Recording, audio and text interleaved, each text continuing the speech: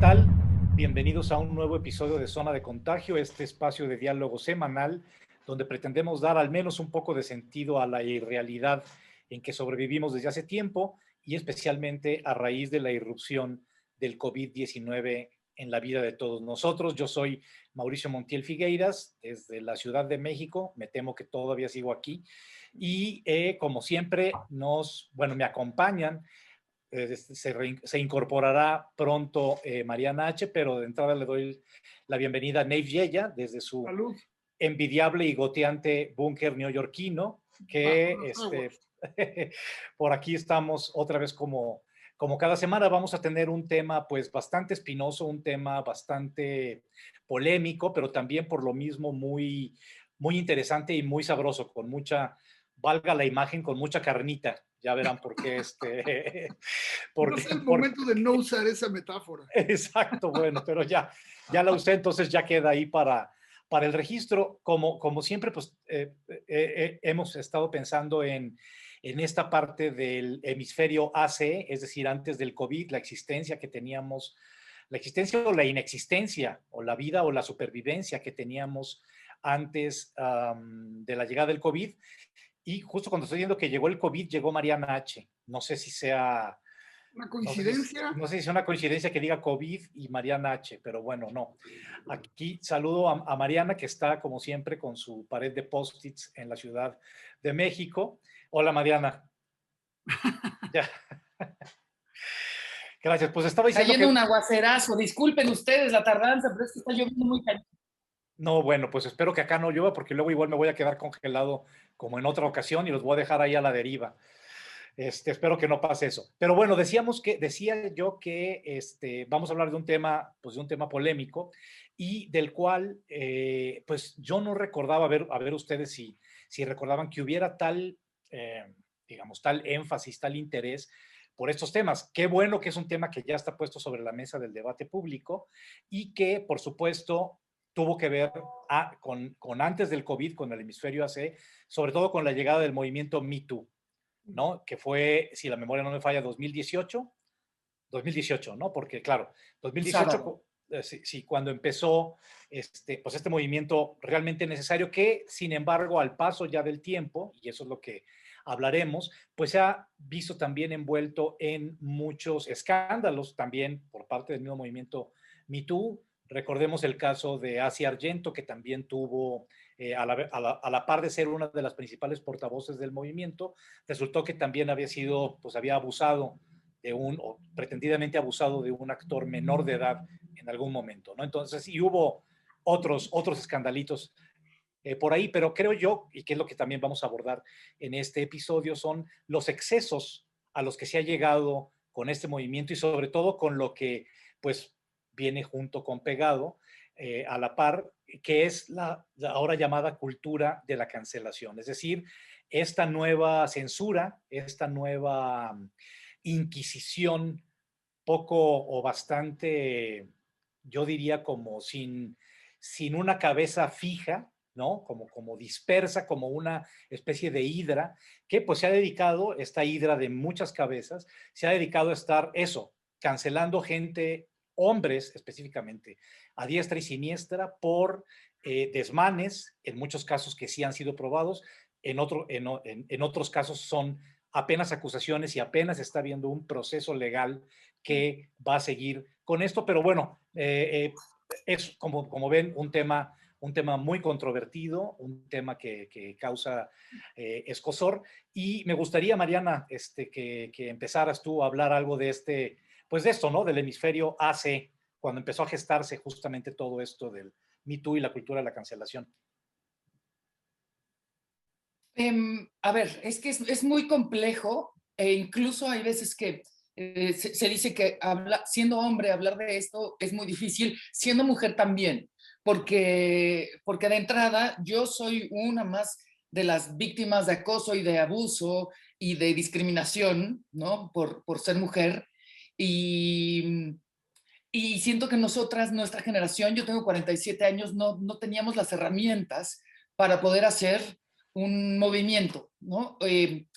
más allá de las marchas, ya se había hecho que sí la marcha, que sí la caminata, que sí el performance, que sí la lectura, vestidas de blanco y todo eso, y nadie nos había hecho caso.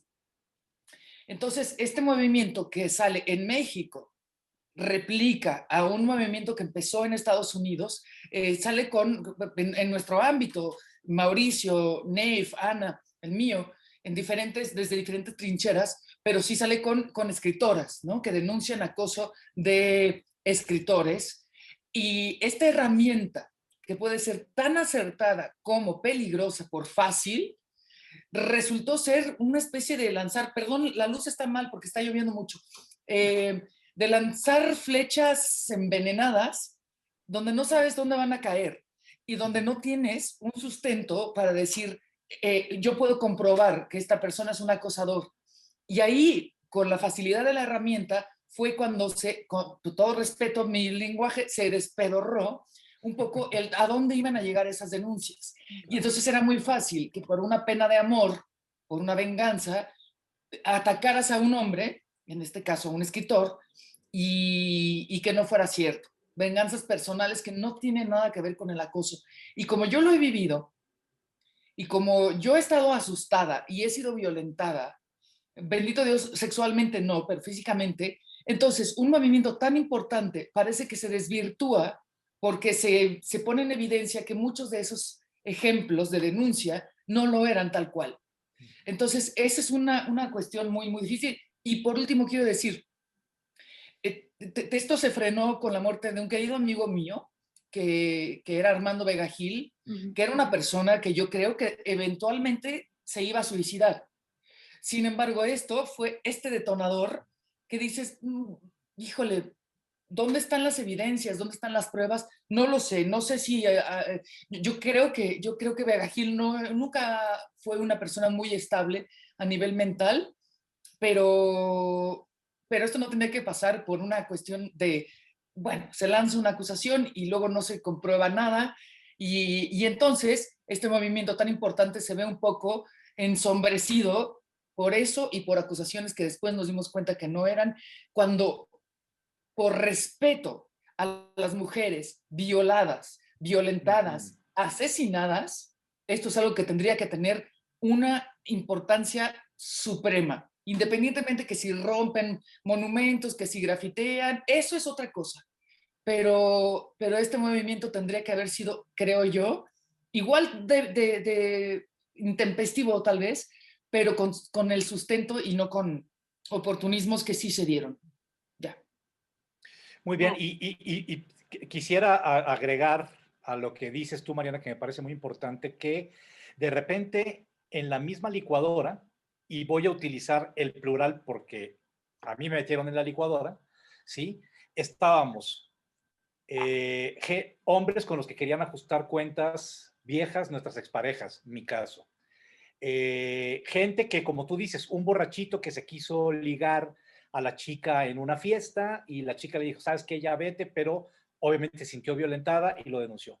Junto a gente, a acosadores sexuales reales, comprobados, a violadores, ¿sí? Golpeadores, Asesinos. todo, asesinos, todo en la misma licuadora. Sí. Entonces de repente se volvió un potaje, porque de ahí salió como estos potajes intragables, incomestible, donde pues ya no hay diferenciación, ya no hay gradaciones, ya todos formamos parte del mismo licuado que además hay que diferenciar entre el patriarcado y el machismo, que luego parece que son sinónimos, pues déjenme decirles que no lo son. Pero bueno, Neif. Bueno, no, pues qué duro. Yo creo que todavía no, la mayoría no salimos del shock de lo que fue. Yo creo que primero de una especie de euforia, de alegría, de ver ajustes de cuentas que estábamos pendientes, de ver a compañeras y amigas y desconocidas, de repente exigiendo su lugar, exigiendo recuperar su voz, exigiendo que se hiciera algo, ¿no? Un señalamiento público de estas actitudes de abuso, de atropello, que nos han acompañado absolutamente toda la vida. sea, para mí no queda la menor duda de que por lo menos yo mis años de formación en México, viví en un México absolutamente machista, de abuso, de perpetración de las cosas más grotescas, en las cuales, aunque no fueras cómplice, eras cómplice porque era tan normal que no podía, bueno, yo no me puedo imaginar, o sea, que cada vez que alguno de mis amigos, compañeros o lo que fuera, dijera alguna cosa grotesca, machista, misógina, aberrante, dijeras algo. Y yo me quedé callado innumerables ocasiones. Me habré incluso reído en innumerables ocasiones. Y es terrible porque era parte del convivir, ¿no? Y es muy, fue muy refrescante de repente decir, yo no, yo no, yo era uno de ellos, pero por lo menos siento que la única redención posible que veo es aliarme con esto y decir, lo siento muchísimo de no haber dicho nada, lo siento muchísimo de no haber hecho nada. En fin, creo que yo sigo teniendo algunos amigos que siguen comportándose así, ahora más mustiamente, más cobardemente a veces. O sea, es terrible porque tratar de tapar esa realidad es terrible, es espantoso. Ahora, por otro lado, está todo lo que ustedes acaban de mencionar, con lo cual estoy completamente de acuerdo, porque entonces, mal que bien, también tampoco vamos a pintar que todo esto era una opresión brutal y desenfadada. Había también momentos de igualdad y mucha, y en la expresión artística todavía más, es decir, ahí había necesidad de tener voces, ¿no? De que todo el mundo pudiera decir lo que quería y de no ser censurado por ello. Y de repente, en vez de que se ampliaran las voces femeninas, se empezaron a silenciar voces. Entonces, ok, cuidado, esto puede sonar bien hasta cierto punto, pero no era la intención. Entonces, ¿en qué momento aceptamos que la reivindicación tenía que ser únicamente un silenciamiento? Y lo peor, un silenciamiento de dignidad y de honor que no tiene ningún marco legal ni ningún referente con el cual te pueda juzgar. Es decir, yo hice esto, me tocan 5 años de silencio o 5 años de no volver a decir una pendejada en mi vida. En fin, o no, ya todo es toda la vida. Nunca se te va a perdonar. O sea, lo vemos con todas las figuras que han sido censuradas, que además el medio es infinitamente hipócrita porque después del escándalo ya vuelven las rémoras, incluso los más siniestros, a tener cierta voz. Afortunadamente algunos no y espero que nunca la vuelvan a tener, pero ¿cómo juzgas? ¿Cómo valoras? ¿Cómo dices, no, Woody Allen merece tantos días de castigo o tantos años de castigo? Este merece esto. ¿Cómo lo aplicas? Es todo una cosa de dignidad, de honor, de pararse el pecho y de lo más importante, de este juego tan de las redes sociales, que es el de jugar a estar ofendido, ¿no? Estamos todos ofendidos todo el tiempo. En fin. Y hacer más en el tema de las redes sociales al volverse el tribunal, como decía yo al principio, la nueva Inquisición. El nuevo patio donde se va a justiciar, donde van a acarrear al hombre, ¿no? En este caso, colgándole ahora, como se decía en tiempos de la Inquisición, el San Benito, para cubrirlo de escupitajos públicamente y para que todo el mundo, sí, claro, línchenlo, corten los testículos, por supuesto, cancélenlo a la chingada, no hay que leer nada más de él, etcétera, ¿no? Entonces, yo quiero decir algo, Monty. Hay un argumento que se invalida mucho, pero yo creo que yo lo sostengo, que es, pero esto no hubiera pasado, no hubieran quedado embarrados muchos inocentes o muchos que, como tú dices, no corresponden a la misma canasta si no hubiera tanto material. Y eso es lo que a mí me parece terrible, tanto material. Yo jamás me he equivocado, digo, jamás, no, en el sentido de, en reuniones que he estado con 2 amigas o con 5 o con 10, todas hemos tenido una escena de terror con respecto a una pasadez de lanza o una violencia abierta. Entonces, sí, se rasparon muchos más, muchos inocentes, muchos muy empáticos, caballeros, padres de familia, padres de niñas, de señoras, como es el caso de mi papá.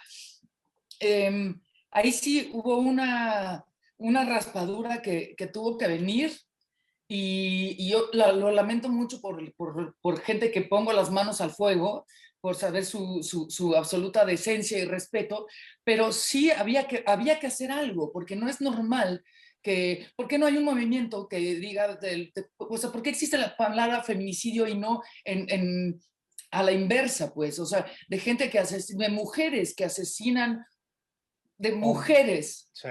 que secuestran hombres, los violan y los matan, pues es que ahí sí, la balanza cayó, ni modo, o sea, sí tuvo que pasar algo, pues. No, y yo no puedo estar más de acuerdo. Yo estuve y sigo estando de acuerdo con la parte sensible e inteligente de este movimiento, ¿sí? Con lo que no estoy de acuerdo, ni podré estar jamás de acuerdo, y ahorita vamos a hablar ya con nuestra invitada de lujo Claro, claro, de este episodio, es con la cancelación retroactiva, y no solo retroactiva de gente que, digamos, que esté viva y que, como el caso de Woody Allen, que fue antes, de hace unos años, sino la cultura de la cancelación que se está yendo ya al siglo XIX inclusive.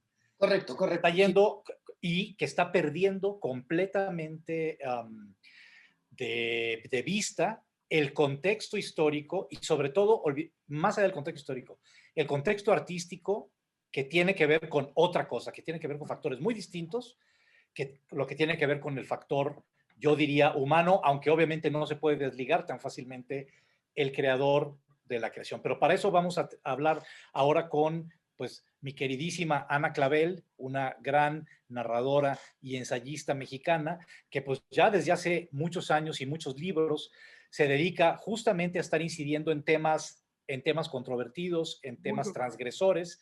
A mi juicio es una de las escritoras que en lengua española mejor manejan el terreno de la transgresión en muchos ámbitos, no solo el terreno de la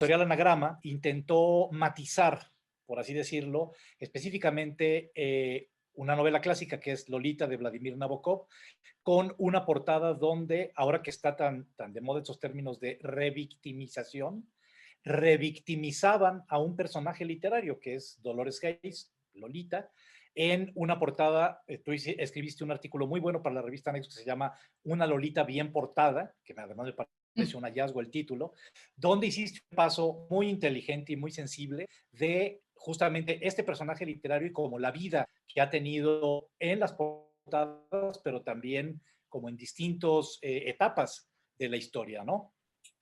Y me parece que esa es una de las novelas, ahorita vamos a abundar obviamente en otras, que yo estaba hablando hace un momento de la cancelación retroactiva, ¿no? O sea, es una novela que se publica en, a ver, corrígenme, 1950 y algo, los años 50, ahorita, bueno, y que en su momento causó revuelo, en su momento causó controversia, en su momento creo que pasó también por el juzgado, por el tribunal de la buena conciencia y de la buena moralidad estadounidense. Pero bueno, pues ahí está un libro, es un libro clásico, pese a quien le pese, ahí está y se va a quedar. Y sin embargo, ahora está queriendo ser como cancelado a la vista de todos estos pues movimientos, yo insisto, muy válidos que han estado surgiendo. Bueno, qué bien que recuerdas ese texto que escribí sobre las portadas de Lolita, que me dio oportunidad de revisar a nivel iconográfico las propuestas desde la primera publicada en Olympia Press, con únicamente tipografía y el color verde, sin ninguna imagen, y cómo poco a poco las imágenes fueron apareciendo, no obstante que el propio Nabokov pues estaba en contra de que se pusiera la imagen de una chica en la portada de esa novela. Y que mencionabas bien, ¿no? Desde que Lolita nace a la luz pública, es censurada, es tema de polémicas, y esto no es nada nuevo. Cada cierto tiempo volvía a salir la discusión en torno a la moralidad de un personaje semejante, de un narrador como Humbert Humbert, e incluso salpicaba al propio Nabokov, de tal manera que Nabokov siempre tuvo que estar poniendo distancia y diciendo, esto es una realidad novelesca, no es lo que yo pienso, por supuesto. Humbert Humbert es un abusador, por supuesto es un hombre enloquecido. Lo que pasa es que justamente lo que sucede con la buena literatura es que hurga en todos los recovecos, en las zonas oscuras, y obviamente no es una literatura bien portada la que realmente va a ir calando. El asunto con Anagrama sacó a la luz toda esta cuestión de la corrección política y esta cultura revisionista llena de culpa para subsanar ciertos temas, como puede ser este tema tan polémico de la pederastia, que obviamente todo mundo condenamos, por lo menos cualquier persona sensata lo hace, ¿no? Pero en los ámbitos en los que de pronto se arman esta suerte de defensas o de batallas, me parece que cuando invaden la parte literaria o la parte artística, allí tenemos un problema serio, porque justamente la literatura y el arte son espacios de libertad. Entonces, cuando te metes a hacer ahí corrección política y a censurar, estás inhabilitando una zona de la imaginación y de la creatividad humana que tenemos que preservar. Y entonces en el asunto, bueno, de las portadas, lo que me pareció escandaloso es que mientras había portadas que eran sugerentes y que te ponían ante la perspectiva hasta claustrofóbica de una Lolita,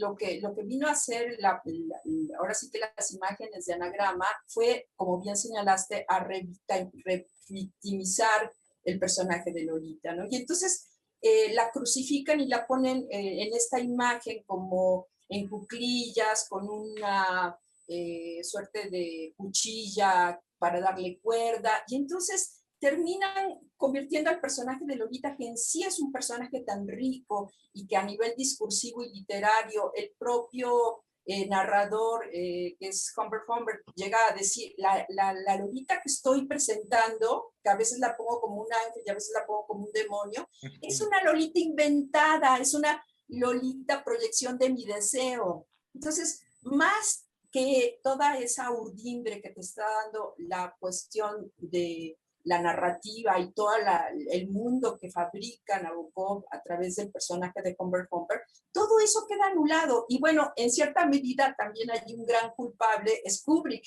porque Kubrick, a la hora que hace esta película genial de la primera versión de Lolita, lo que hace es crear un estereotipo de la Lolita perversa, de la Lolita manipuladora, y ya de ahí, pobre Lolita, porque ya no se salvó.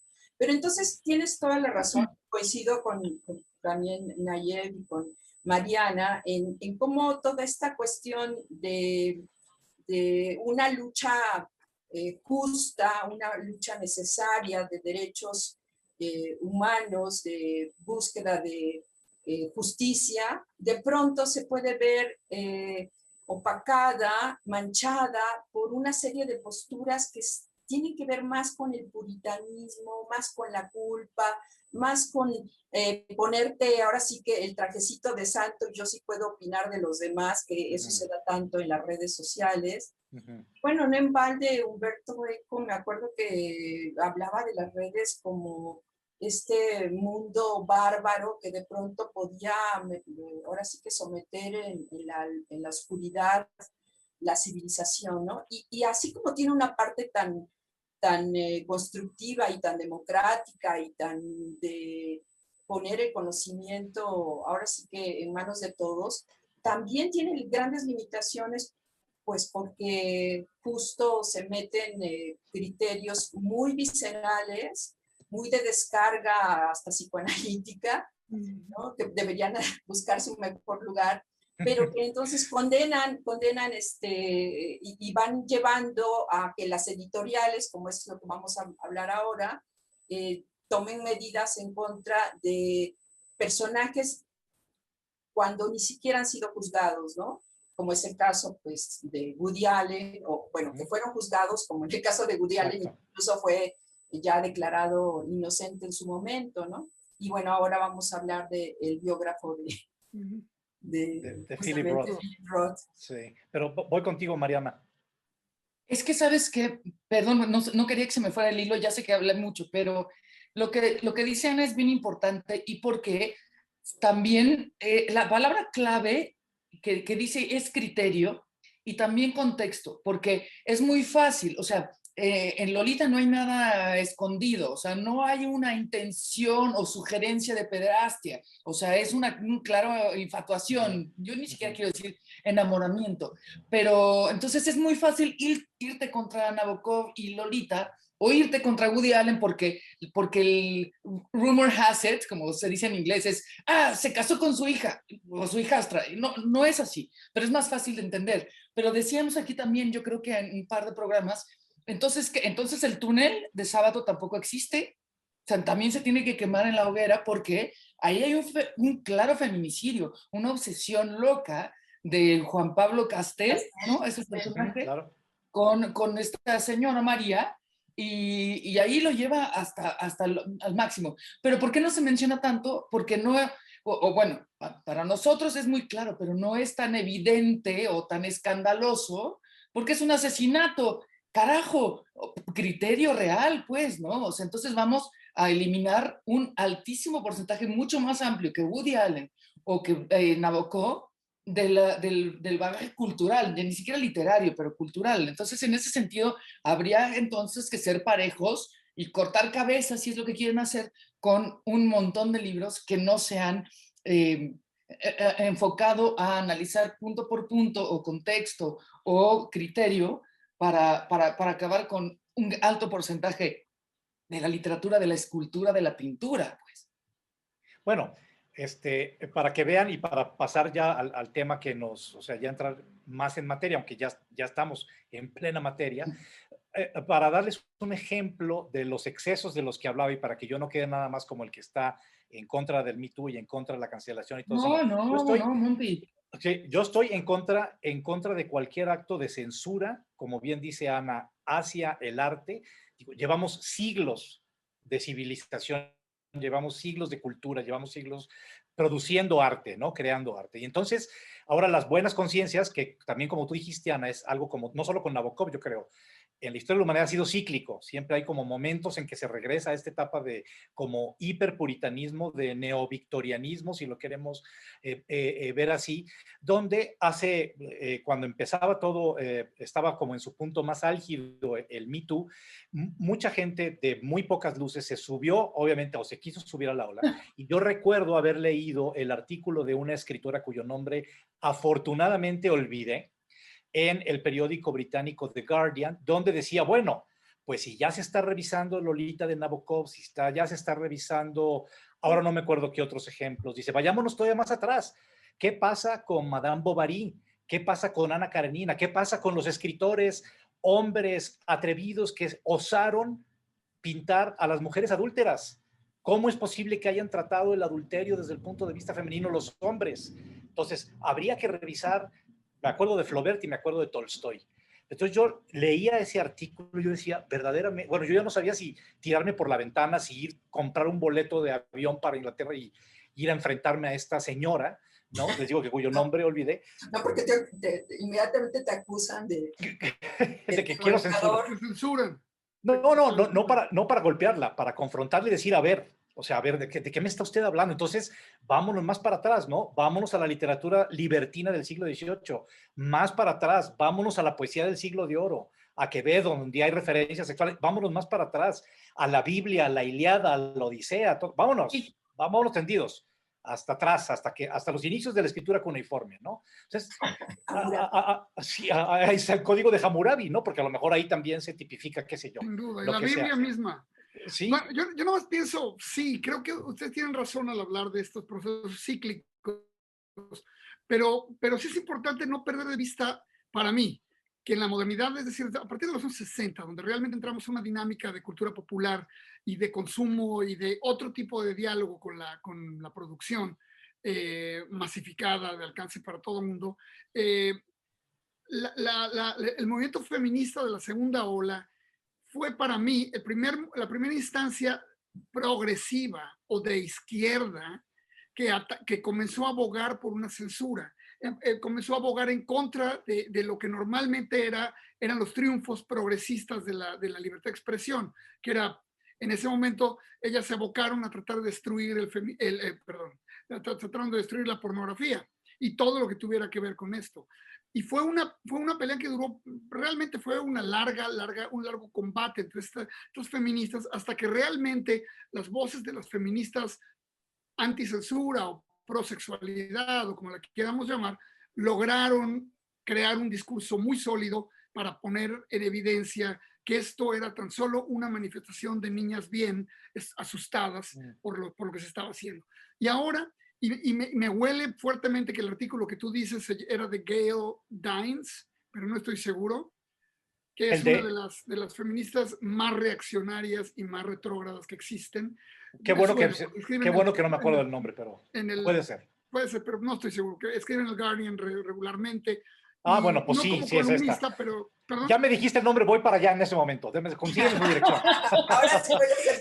Ahora sí ya. Bueno, pero en fin, a lo que voy es que ahora estamos en otro momento en que es la izquierda, no la izquierda, pero el pensamiento progresista, liberal, que empieza a abogar por su propia supresión, por su propio castigo. Es una cosa, como bien dice Ana, de las culpas, de sentirnos como que hemos pecado y debemos echar para atrás lo que hemos hecho. Y a final de cuentas, la manera de castigar real para la gente con poder que hace esto, pues es de censurar su manera de monetizar, ¿no? De eso se trata. Porque de otra manera es solamente un castigo, a menos de que seas Jeffrey Epstein, pues nada más te van a quitar tus plataformas, te van a dejar que no puedas monetizarte y tan solo vas a ser testigo número uno de un espectáculo de superioridad moral, que es lo que ustedes comentan, ¿no?, en las redes sociales. Pero bueno. Sí, yo quisiera que pase. Lo que piensas tú, Ana, al respecto de esto. Exacto. Y si quieres lo vamos ligando, Ana, con yo creo que el tema conectar de una vez, porque ya lo mencionaste, el tema de que es ahorita el que está, pues, el nuevo nombre que está en la picota, que es Blake Bailey, autor, biógrafo estadounidense, y se ha generado un escándalo tremendo alrededor de su biografía de Philip Roth, un autor que murió muy recientemente, como se sabe, y que el escándalo, a mi manera de ver, aquí estaba leyendo yo les mostraba hace ratito la primera biografía de, a ver si no me sale llamas ahorita porque estoy mostrando el libro. YouTube nos va a suspender este episodio. Exacto, es la primera biografía de Blake Bailey dedicada a uno de mis autores norteamericanos de cabecera, que es Richard Yates, ¿no? Y bueno, pues como decía, se ha vuelto un escándalo muy sonoro, cada vez ha ido creciendo esta bola de nieve en torno de este biógrafo, al grado de que la editorial Norton en Estados Unidos, la que publica la biografía de Philip Roth, decidió retirarla del mercado, decidió cancelar, pues, por así decir, ese libro, y la agencia que representaba a Blake Bailey, pues le dijo, ¿sabes qué? Pues ahí está la puerta, ¿no?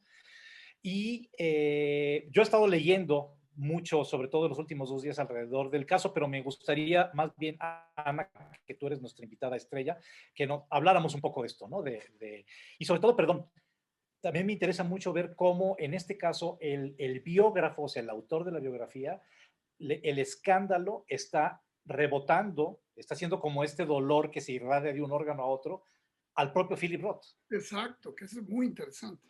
Bueno, ¿no? Nada más un poco a manera de contexto, porque algunos lo saben, pero para quienes no, el biógrafo autorizado de Philip Roth, que publica en este año la biografía y que empezó de manera muy exitosa, ¿no? Se estaba vendiendo como pan caliente, especialmente en Estados Unidos, en la editorial Norton.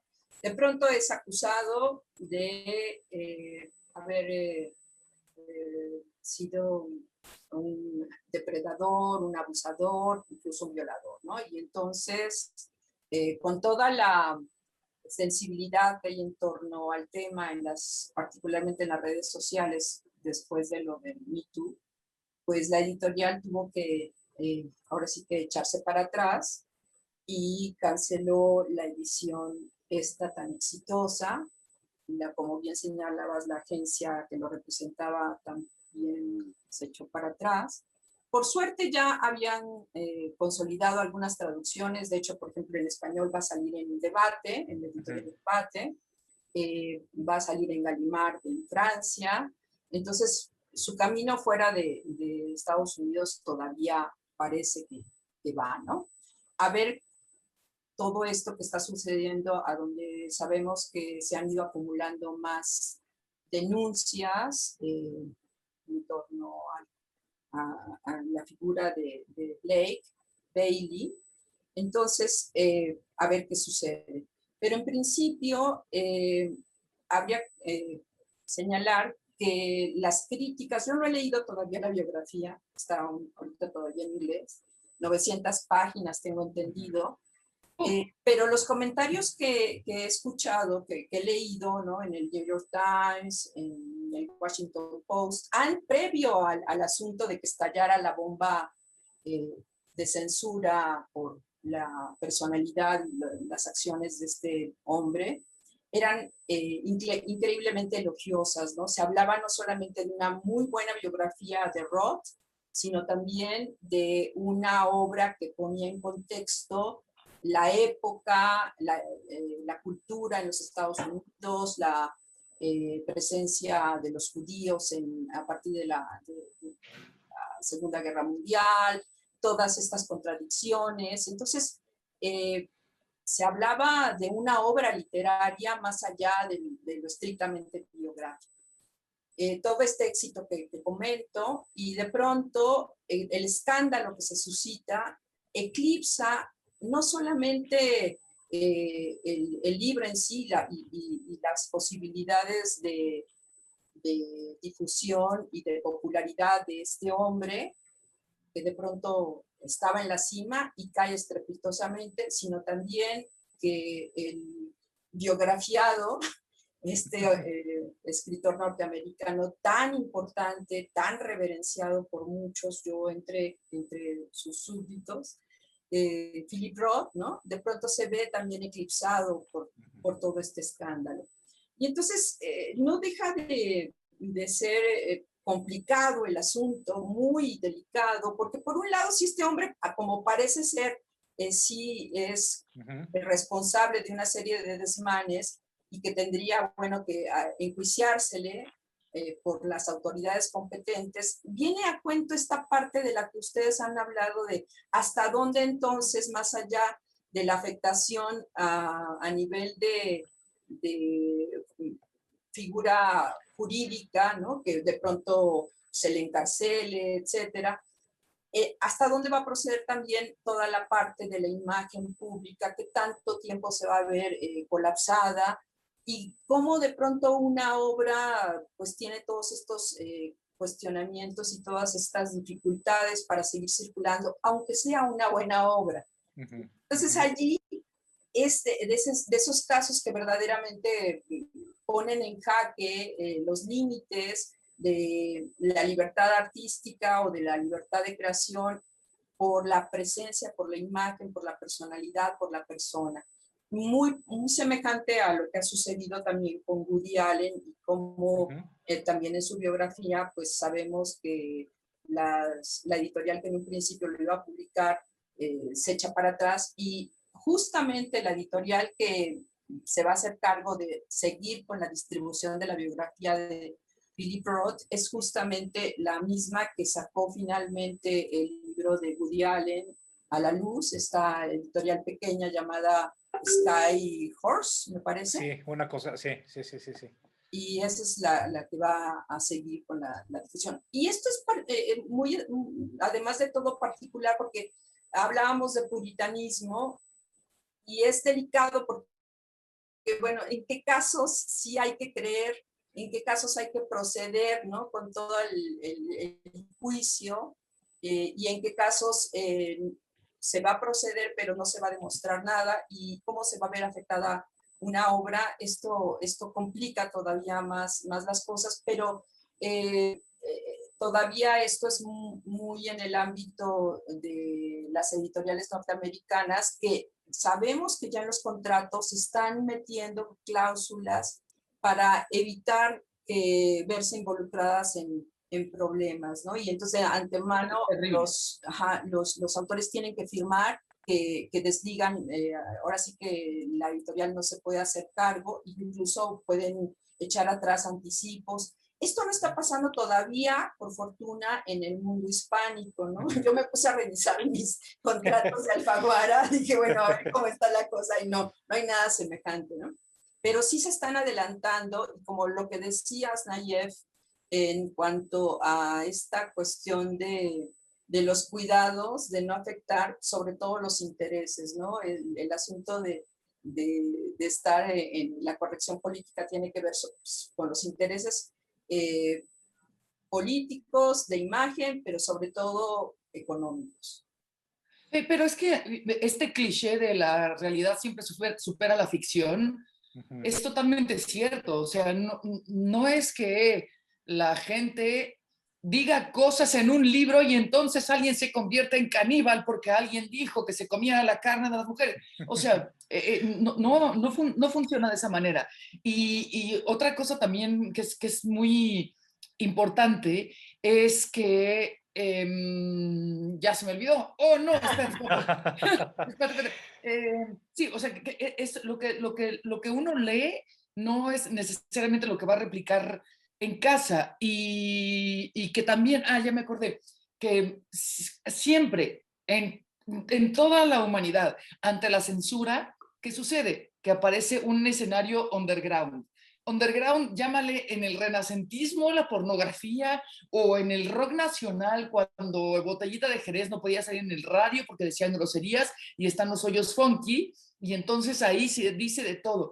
Y entonces, si todo se va a hacer todo prístino y todo pulcro, va a haber un underground, si estamos hablando del tema de mujeres, en donde van a cantar una especie de nuevo punk, en contra de las pinches viejas, hijas de la chingada, que se merecen porque son pendejas. O sea, siempre va a haber una réplica ante la censura, y lo políticamente correcto, como no es nato del ser humano, porque somos también cabrones y nos gusta la burla y nos gusta el sobajar a la gente, hombres, mujeres, lo que sea, enfermos, viejos, gordos. O sea, esa es una naturaleza horrible del ser humano. Va a haber una fuga de escape que va a ser mucho peor. Y ahí es donde está, creo yo, el peligro. Peligro o consecuencia, no sé cómo decirlo. Sí, sí, fíjense que estamos tocando el tema, nos estamos acercando al tramo final. Ya saben que soy el verdugo del tiempo, es el papel que me asignaron Mariana Neif y Alejandro Borrego, que es nuestro productor estrella, que siempre está ahí detrás. Y les quiero leer algo rapidísimo para ir, si quieren, cerrando este tema, y que tiene que ver con la censura. Ya lo habíamos tratado en otros episodios de Zona de Contagio, pero creo que aquí queda perfecto. Y es un artículo que acabo de encontrar de David Reeve, periodista norteamericano bastante conocido, donde habla del caso de Blake Bailey, porque él, David Reeve, es uno de los, supongo que cientos de entrevistados, de las fuentes que tuvo Bailey para la biografía de Philip Roth, ¿sí? Entonces, lo que dice, está hablando David Reeve justamente de la cancelación del contrato por parte de contrato como agencia representante y de la editorial, y dice, está comparándolo con los deportistas, ¿no? Entonces dice, lo que es clave aquí es que esos contratos no dicen que el patrocinador de los atletas tiene permiso para romper el acuerdo con el atleta solo si se demuestra que ha cometido alguna falta, sino más bien que si se mancha la reputación del atleta, incluso si las acusaciones resultan ser completamente infundadas, el patrocinador tiene todo el derecho de suspender o cancelar cualquier vínculo contractual existente. Esto es precisamente lo que hizo la agencia que representaba a Blake Bailey, ¿no? Bailey podría no ser culpable, porque al día de hoy sí hay un montón de acusaciones. Yo estoy con los pocos pelos que me quedan parados de estar leyendo varios reportajes que estuve leyendo en entre ayer y hoy. Y bueno, dice, pero, ok, hay la presunción de inocencia, ¿no? Sigue habiendo la presunción de inocencia. Dice, Bailey podría no ser culpable, pero no hay duda que las acusaciones en su contra han creado un tremendo escándalo. Así que Norton, la editorial, está haciendo lo que cualquier patrocinador estaría autorizado a hacer, suspender su contrato con Bailey hasta que se asiente el polvo. Ahora bien, hay otra palabra para esto, censura. Los autores no son deportistas y las editoriales o agencias literarias tampoco son patrocinadores comerciales, o por lo menos no lo eran. Esta distinción parece no importarle ni a la agencia ni a la editorial, y es un emblema de la inconsciencia moralista de los tiempos. En mi opinión, cualquiera que crea que este momento cultural, en el que la censura ha vuelto a ocupar un lugar central y la superioridad moral es la postura por default del establishment cultural estadounidense, terminará pronto, se está mintiendo. Más bien, estamos entrando a la versión woke de la era victoriana o del Hollywood después del Código Hays, en donde la censura es la norma y no la excepción. Me parece buenísimo y estoy absolutamente de acuerdo con lo que dice en este caso David Riffe, ¿no? Pero, Nave, tú ibas a lo mejor te interrumpí. Algo muy sencillo y un poco fuera del tema, pero porque me parece que hay que extrapolar también un poco el razonamiento para poderlo deshacer, ¿no? Para poderlo desentrañar, para separarnos además un poco nosotros en tanto que autores o que gente que estamos en los medios y que en cierta forma vemos esto como una picota en la cual eventualmente podremos acabar, sobre todo Ana. Pero a lo que voy es esto. Vamos a pensar en el síndrome Mengele, ¿no? Es decir, vamos a suponer que Mengele sí era un doctor maravilloso, nazi, que hizo cosas terribles, pero que encontró cosas maravillosas en términos médicos para el bien de todos. No es cierto, pero supongamos que hubiera sido.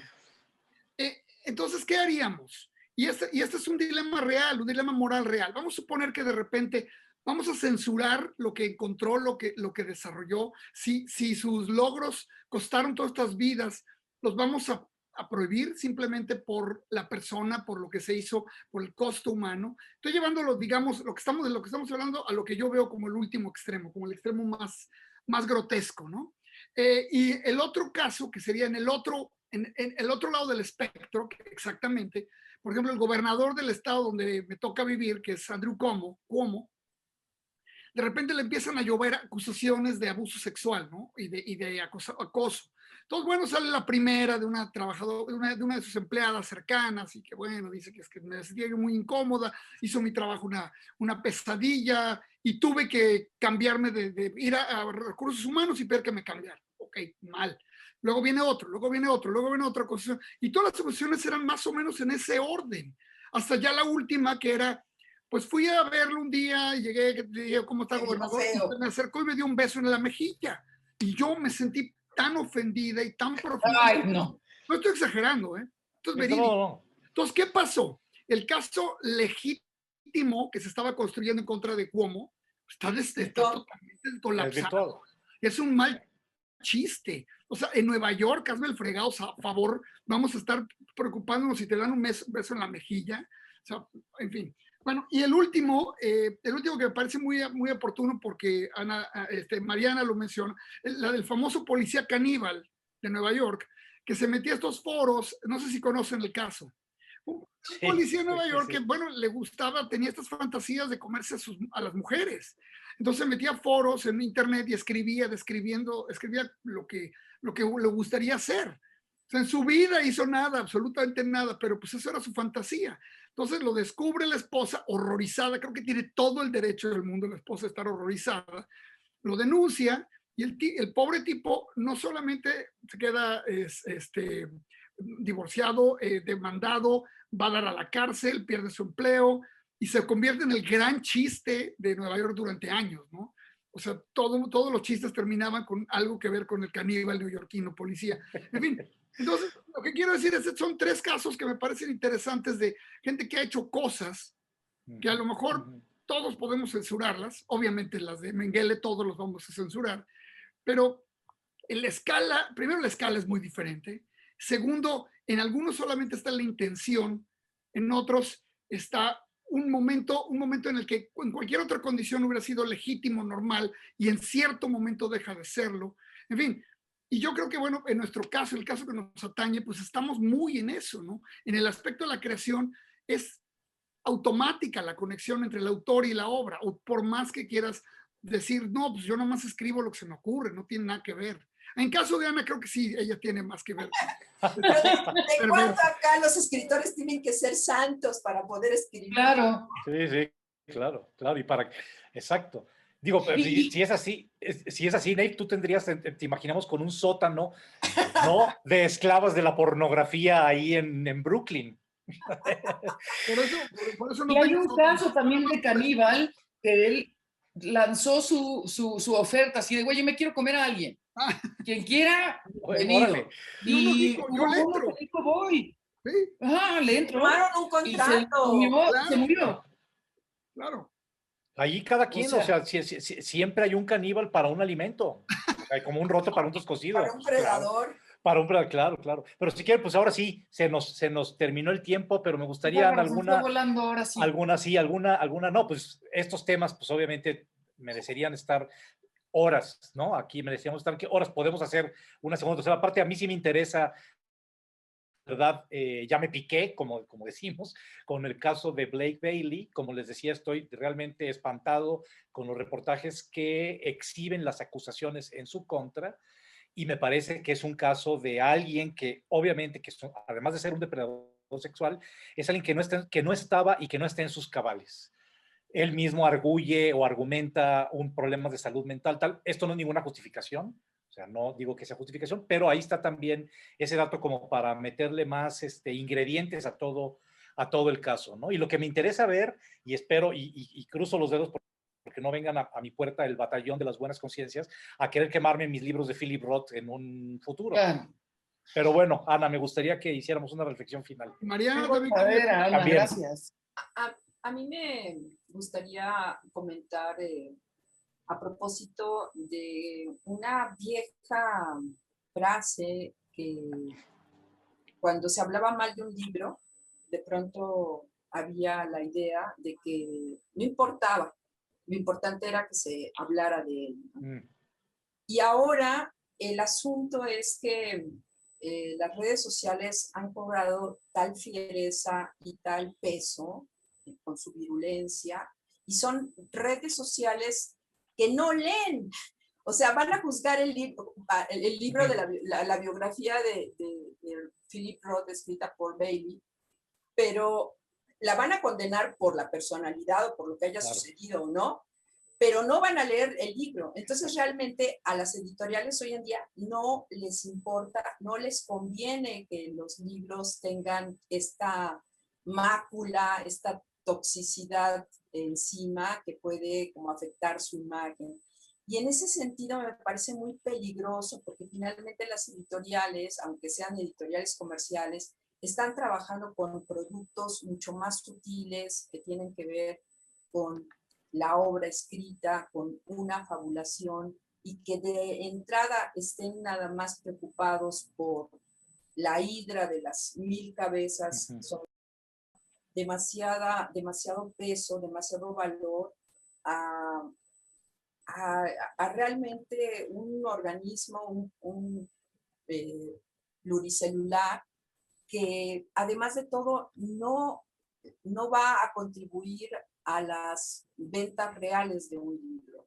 Entonces, no entiendo bien a bien, pero me parece muy delicado que se esté cambiando esta perspectiva sobre quién puede enjuiciar una obra literaria. Mariana, muy bien, Ana, pues estoy completamente de acuerdo con lo que... Sí, no, Mariana. Tal cual, ¿para qué ensuciar lo que ya hizo Ana? Está perfecto, no lo vaya yo a cagar. Pues muy bien, no sé, Nate, si tú tengas algún otro comentario. Tu micrófono. Por supuesto me tenía que quedar en mute. Alguien lo tiene que hacer siempre. Yo soy siempre el bobo que lo hace. Es la autocensura, Nayib. Totalmente me autocensuro. Pero rápidamente, nada más para darle un poco más de... tratar de contribuir a lo que ya dijo Ana. Es curioso, ¿no? Como esta mente de colmena que era Internet, que era este espacio maravilloso donde todos podíamos participar, contribuir con lo que sabíamos para enriquecer cualquier discusión sobre todo, ahora se ha vuelto una mente de condena. Ya no es la colmena, sino la condena perpetua que pesa sobre todo, que está esperando cualquier transgresión para lanzarse a la yugular inmediatamente. Y como tú dices, yo en lo personal no sé, seguramente hay gente que sí vende más libros porque está en las redes sociales, Claro. gente que tiene millones de seguidores, pero nosotros estoy seguro que no vendemos mucho más por estar posteando todos los días lo que desayunamos y lo que cenamos. Eso me parece importante. Ahora, tampoco quiero decir que todos los casos estén mal. Yo creo que hay obras que no está mal censurar. Debe haber cosas que sí son nocivas, y no voy a pensar ahorita cuáles, pero hay cosas que sí son nocivas. Y todos sabemos, todos tenemos algún libro que sabemos que fue nocivo, que no solo no contribuye, no enriquece, sino que hace honesto daño, ¿no? Y, en fin, alguien tiene también que decir algo al respecto. Pero ahí es confundir la crítica con la censura, ¿no? Yo Exacto. creo que son... Exactamente. Y creo que, digo, para cerrar, Ana, sí quiero recuperar esta idea que tienes hemos hablado pues como corresponde, porque estamos en la época en que las redes sociales muchas veces dictan hasta las noticias, lo que uno debe seguir, lo que uno debe leer, si es que te dejas llevar por eso, ¿no? Si es como eres, ¿a dónde va Vicente? ¿A dónde va toda la pinche pendeja gente, ¿no? Pero si no, bueno, estamos viviendo en esa época muy regida por esta especie de dictadura embosada de las redes sociales, que para mí se han vuelto como hasta una especie de medios dictatoriales de gustos, de tendencias, etcétera, y se deja muy de lado que lo que tú acabas de decir. La gente ya a priori va a decir, Blake Bailey, en este caso que nos ocupa, tiene 20 acusaciones, resulta que es un depredador, resulta que, en fin, tiene una serie de problemas de desviaciones, etcétera, etcétera. Ergo, todos sus libros son malos y hay que quemarlos, porque entonces él es un depredador. Pues no, yo la verdad empecé a leer ayer esta biografía que tenía aquí desde hace rato, me sonaba el nombre, pero luego dije, caray, pues es el biógrafo de Richard Yates, como les digo, uno de mis autores norteamericanos de cabecera, y la verdad es que las páginas que llevo, que deben ser 50 de 600, son bastante buenas y se dejan ir como hago, o sea, se dejan leer muy bien, es decir, es un buen biógrafo. Entonces, como que no hay que perderle de vista. Si vas a opinar del biógrafo, opina del biógrafo, no opines de la biografía. Opina del autor, no opines de la obra si no has leído la obra. No más porque toda la borregada dice, es que esta es una cosa, entonces su obra, por ende, es mala, ¿no? Entonces, nada más como tener esa luz prendida ahí, ¿no? A ver, ojo, si vas a opinar, pues primero entérate de lo que vas a opinar, ¿no? No nada más repetir una y otra vez la misma babosada que se hace viral en las redes. Pues bueno, Ana Clavel, muchas gracias por acompañarnos en este episodio de Zona de Contagio, y como siempre dejo a Neif para que haga la despedida oficial del programa. Bueno, pues muchas gracias por estar con nosotros. Píquele al me gusta, píquele al suscríbanse y vengan con nosotros, díganle a sus amigos, a sus colegas, a sus compadres, a su familia que se sumen y que nos vean. O sea, no sé si van a ganar nada, probablemente no, seguramente no, pero por lo menos que prueben a ver si vale la pena. Muy bien, pues hasta la próxima.